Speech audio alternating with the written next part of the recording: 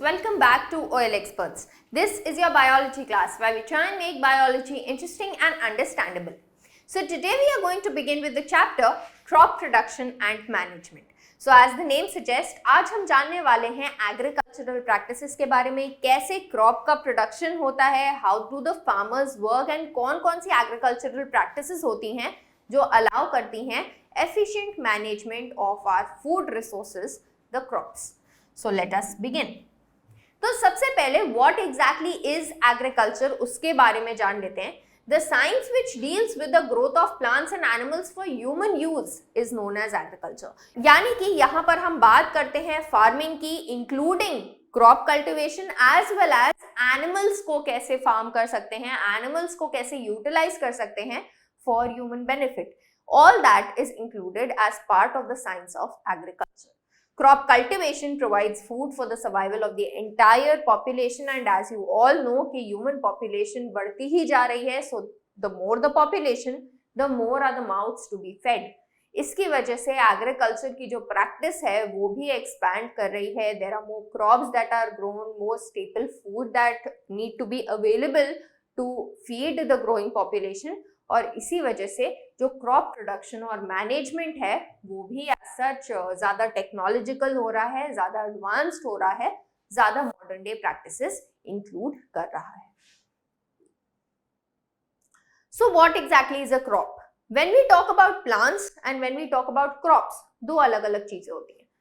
Plants as such जब हम बात करते हैं, we are talking about the variety of plants that are found in a particular area. लेकिन जब हम क्रॉप की बात करते हैं, एक्चुअली हम बात करते हैं एक कल्टिवेबल लैंड की, एक एग्रीकल्चरल लैंड या फिर फील्ड की, जो कि फुल होता है with the growth of a certain kind of plant only. So plants of the same kind which are grown and cultivated as a source of food in a large cultivable land is known as a crop. यानी कि जैसे कि यहाँ पर हम picture में देख सकते हैं, this is a wheat field, जहां पर जो प्लांट ग्रो कर रहा है it is only the same kind of plant which is grown and that is of wheat. और मेन एम क्या है कि हम इसको मैच्योर करें, हम इसको हार्वेस्ट करें और तब हमें वीट मिलेगा जिसको पीस कर एक्चुअली हमें आटा मिलता है, right. So it is one of the staple food of our country. इसके अलावा pulses, cereal, oil seeds, vegetable, fruits, ये भी अलग अलग टाइप के क्रॉप्स होते हैं. Different crops need different climate for growth and increase productivity. Now you all know कि अगर हम लोग इंडिया की ही बात कर लें तो इंडिया में भी as such climatic conditions, moisture conditions, soil conditions कितनी वेरी करती हैं from place to place. So accordingly different types of crops are grown in different regions. अगर हम साउथ की बात करेंगे तो अलग टाइप का क्रॉप ग्रो करेगा, नॉर्थ में अलग टाइप के क्रॉप्स होंगे जो स्टेपल फूड बनाएगा उस रीजन का, right. So it all depends on the different types of conditions, the different types of factors, the abiotic factors influence the kind of crop that is grown in a particular region. कुछ crops होते हैं जिनको ज्यादा moisture चाहिए होता है, कुछ crops होते हैं जिनको कम मॉइस्चर चाहिए होता है. ऐसे क्रॉप्स जिनको कम मॉइस्चर चाहिए होता है, कम पानी चाहिए होता है, they are able to survive, उनको ड्राई रीजन्स में, डेजर्ट रीजन्स में ग्रो किया जाता है.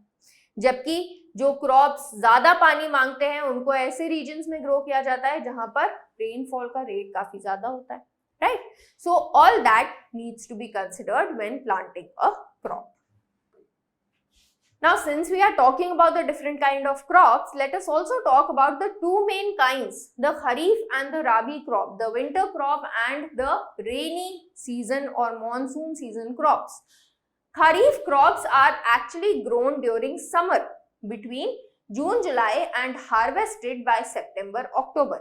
जैसे कि इसके एग्जाम्पल्स हैं paddy, soybean, pigeon pea, cotton, peas, green gram, all these are examples of the kharif crop. इसके अलावा there is the rabi crop. Rabi crop को हम विंटर क्रॉप भी बोलते हैं. It is sown between October and November, यानी कि खरीफ क्रॉप पहले और फिर राबी क्रॉप को सो किया जाता है and then it is harvested by March और अप्रैल, यानी कि खरीफ क्रॉप के ग्रो करने से पहले राबी क्रॉप को हार्वेस्ट कर लिया जाता है. So these are the two main kinds of crops जो कि alternate करे जाते हैं and they are grown in agricultural fields in India. Mustard, barley, wheat, potato, peas are some of the common rabi crops which exist. So यहाँ पर picture में भी as such rabi crops दिखाए गए हैं.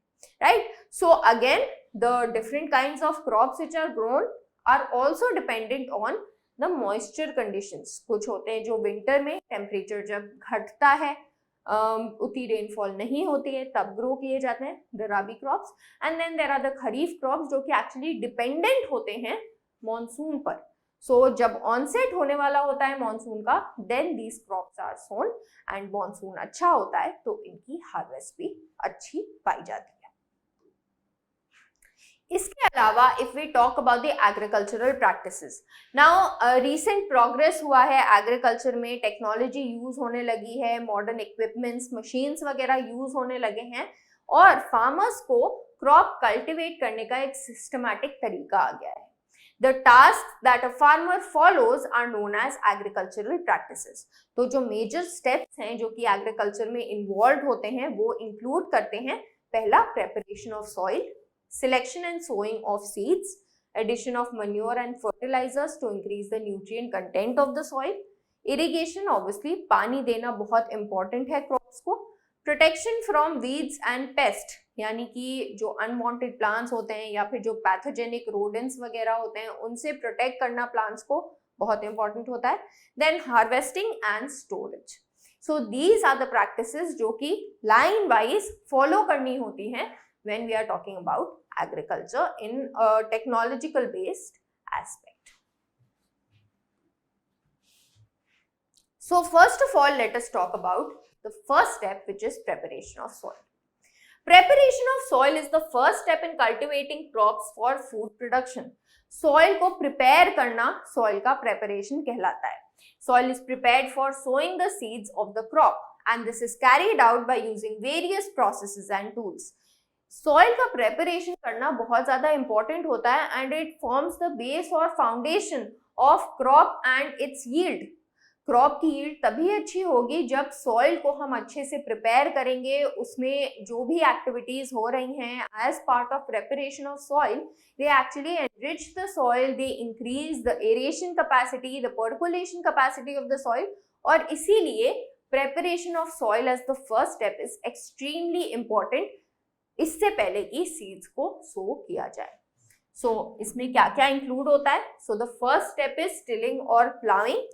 प्लाविंग या टिलिंग इन्वॉल्व करता है the loosening and the turning of soil using a tool और an implement called the plough. So basically आपने देखा भी होगा कि जब अर्थवर्म्स सॉइल के अंदर मूव करते हैं, they start to eat the soil and then excrete out the excreta. As such वो न्यूट्रिएंट से भी एनरिच करते हैं सॉइल को. Another thing that they do is they break down the larger pieces of soil into smaller pieces. तो earthworms जो एक small organism है, वो small scale पे जो काम कर रहा है वही हमें large scale में करने की जरूरत है in the process of plowing और tilling. It is the loosening of soil. लूजन होता है जब सॉइल, तो क्या क्या अलाउ होता है? It allows the roots to breathe easily. जो क्रॉप ग्रो करेगा उनकी रूट्स को ब्रीथ करना इंपॉर्टेंट है. तो जब अलाउ होगा सॉइल को लूज होना तो उसके क्रम्स के बीच में एयर आएगी जिसको ब्रीथ करना रूट्स का काम होगा. helps the roots to penetrate deeper into the soil. So the roots are also able to penetrate deeper क्योंकि again there is more space to penetrate for the roots, right? इसके अलावा और क्या reasons होते हैं कि हमें लूजनिंग या फिर प्लाविंग और टिलिंग करनी चाहिए? enables fertilizers to mix uniformly with the soil, right? So अगर soil बहुत compact होगा, loose नहीं होगा तो क्या होगा? Fertilizers may be also washed away by the irrigating water, right? ये mix नहीं हो पाएंगे uniformly soil में, अच्छे से सारे crops तक नहीं पहुंच पाएंगे, right? So this is also important as part of loosening. हमको ये भी advantage मिलता है. Aids the growth of organisms such as earthworms, millipedes, bacteria and fungi, which are extremely important from the point of view of being farmers' friends. Earthworm को तो बोला ही जाता है farmers' friends because it enriches the soil with humus also, as well as ये जो process होता है loosening of soil का वो भी कैरी आउट करता है.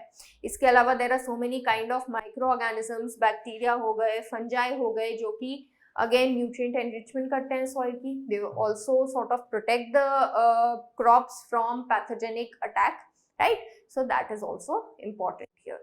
So the first task, which is of loosening or plowing, is actually what is followed up by watering and leveling. तो जब सॉइल बहुत ड्राई होता है तो क्या होता है कि प्लाविंग या टिलिंग बहुत डिफिकल्ट हो जाती है. तो in that case the soil is first watered. Watering is the process of giving water to the fields to make the dry soil wet before plowing. It is needed only if the soil is too dry. क्योंकि जब बहुत dry होता है soil तो ploughing बहुत difficult हो जाती है और लूजनिंग बहुत डिफिकल्ट हो जाती है. Hence it needs to be watered. अब वाटरिंग के टाइम पे ही जो सॉइल होता है उसके large chunks are broken down, right. और उसके बाद लेवलिंग करी जाती है. लेवलिंग यानी कि flattening of the soil after puddling. ठीक है. सो वाटरिंग के बाद जो प्लाविंग करते हैं, ब्रेक डाउन करते हैं, लार्जर क्रम्स को, लार्जर रॉक्स को रिमूव करते हैं, राइट, उसको कहते हैं पडलिंग. ठीक है. Puddling actually increases the percolation capacity also. ठीक है. Puddling actually decreases the permeability of the soil. Dry soils की परमेबिलिटी डिक्रीज करता है, राइट. सो जो इरिगेशन होता है वो एफिशिएंट हो पाता है. Levelling is done with a machine which is known as a leveller, right. So ये सब टास्क के बाद हम लोग सेकेंड स्टेप पे आते हैं which is sowing of seeds. So preparation is extremely important. Now let us talk about the various agricultural implements, the equipments or the tools जो कि इस फर्स्ट स्टेप में यूज किए जाते हैं. So the first one is plow. A plow is a device which is used by farmers for different purposes जैसे कि addition of fertilizers, tilling, plowing, loosening of the soil, removing weeds, even scraping of soil, etc. So as you can see here in this picture, this is what a plow looks like. So a plow is a device which is used by farmers for different purposes जैसे कि adding of fertilizers, tilling, loosening of soil, removing weeds, scraping of soil, etc. As such, this represents a normal plow. इसको तुमने देखा भी होगा, access के पीछे, bulls के पीछे बांध दिया जाता है and this is the equipment, the tool जिससे लूजनिंग होती है सॉइल की amongst various other purposes that it serves. So as such जब देखा जाए तो इसके जो मेन पार्ट्स होते हैं, सबसे पहले ये जो लंबी सी रॉड बीच में दिखाई दे रही है, this is known as the plough shaft,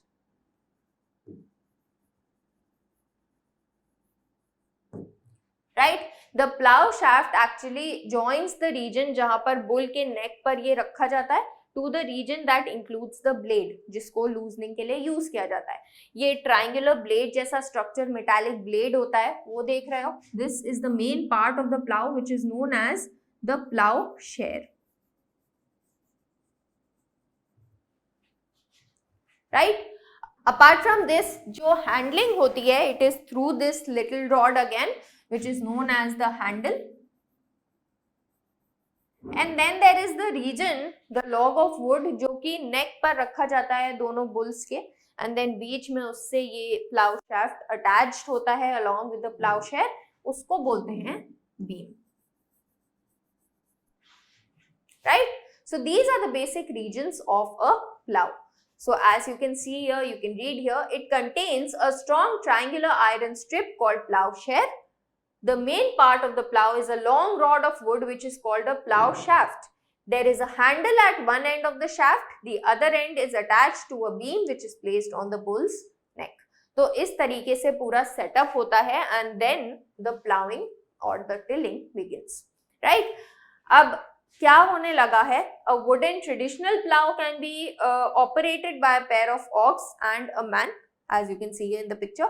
However, nowadays what is happening कि ये wooden plows को replace करा जा रहा है by iron plows which work more efficiently and they are obviously long lasting as well, right? So that was about the first equipment which is the plow. Let us talk about the other equipments as well which are used, such as the hoe. ये भी एक simple सा device होता है जो खोदने में, लूजन करने में सॉइल को बहुत मदद करता है. इसके अलावा इसको वीड्स वगैरह रिमूव करने में भी यूटिलाइज किया जा सकता है. Hoe is a tool used for loosening soil made of wood or iron. A strong iron plate attached to the long rod acts like a blade and helps to loosen the soil, right? It is also pulled by animals. So as you can see here in the picture, so it has a bent plate जो कि इसका main part होता है और इसी को खुदाई में, इसी को लूजनिंग में सॉइल के हेल्प लिए जाती है. The last of the agricultural implements that you should know about as part of preparation of soil which is used is the cultivator. जो कल्टिवेटर होता है ना वो कुछ ऐसा दिखाई देता है. एक साथ ही इसमें काफी सारे ब्लेड्स लगे होते हैं जिसकी वजह से काफी सारे रोज जो होते हैं सॉइल के उनको हम एक साथ प्लाव या टिल कर सकते हैं, right. A cultivator is attached to tractor and helps in loosening the soil. They are used instead of plows क्योंकि जाहिर सी बात है ये ज्यादा तेजी से ये टिलिंग या प्लाविंग का काम करेंगे. बेसिकली इनको ट्रैक्टर्स से अटैच कर दिया जाता है और तब जब टिलिंग और प्लाविंग होती है तो वो ज्यादा जल्दी होती है, ज्यादा रोज एक टाइम पे सब्सिक्वेंटली प्लाव हो जाते हैं, राइट. इसके अलावा ये भी देखा गया है कि मैनुअली भी इसको यूटिलाइज किया जा सकता है, again by tying it to a pair of ox और bulls, right. So that was about the agricultural equipments, the implements which are used, and with this we come to the end of this particular session on crop production and management. So अब आपका काम है कि आप इसको revise करो before we head on to the next few lectures. We'll meet again. Stay tuned. Thank you.